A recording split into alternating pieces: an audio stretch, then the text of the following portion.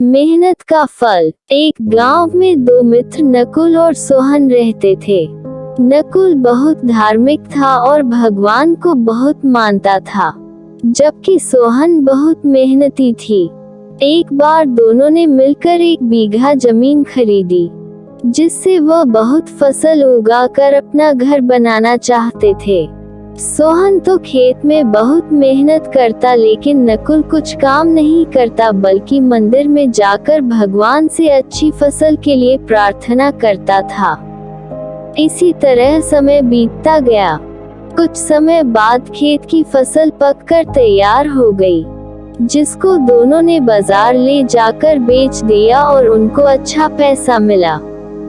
घर आकर सोहन ने नकुल को कहा कि इस धन का ज्यादा हिस्सा मुझे मिलेगा, क्योंकि मैंने खेत में ज्यादा मेहनत की है।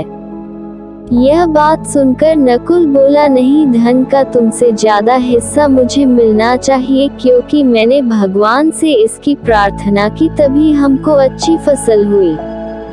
भगवान के बिना कुछ संभव नहीं है। जब वह दोनों इस बात को आपस में नहीं सुलझा सके, तो धन के बंटवारे के लिए दोनों गांव के मुखिया के पास पहुंचे। मुखिया ने दोनों की सारी बात सुनकर उन दोनों को एक बोरा चावल का दिया, जिसमें कंकड़ मिले हुए थे। मुखिया ने कहा कि कल सुबह तक तुम दोनों को इसमें से चावल और कंकड़ अलग करके लाने हैं, तब मैं निर्णय करूंगा कि इस धन का ज्यादा हिस्सा किसको मिलना चाहिए। दोनों चावल की बोरी लेकर अपने घर चले गए। सोहन ने रात भर जागकर चावल और कंकड़ को अलग किया, लेकिन नकुल चावल की बोरी को लेकर मंदिर में गया और भगवान से चावल में से कंकड़ अलग करने की प्रार्थना की। अगले दिन सुबह सोहन जितने चावल और कंकड़ अलग कर सका, उसको ले जाकर मुखिया के पास गया, जिसे देखकर मुखिया खुश हुआ। नकुल वैसी की वैसी बोरी को ले जाकर मुखिया के पास गया। मुखिया ने नकुल को कहा कि दिखाओ तुमने कितने चावल साफ किए हैं। नकुल ने कहा कि मुझे भगवान पर पूरा भरोसा है कि सारे चावल साफ हो गए होंगे।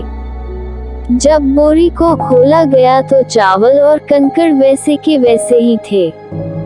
जमींदार ने नकुल को कहा कि भगवान भी तभी सहायता करते हैं जब तुम मेहनत करते हो। जमींदार ने धन का ज्यादा हिस्सा सोहन को दिया। इसके बाद नकुल भी सोहन की तरह खेत में मेहनत करने लगा और अब की बार उनकी फसल पहले से भी अच्छी हुई। Moral of the story. सीख। इस कहानी से हमें यह सीख मिलती है कि हमें कभी भी भगवान के भरोसे नहीं बैठना चाहिए।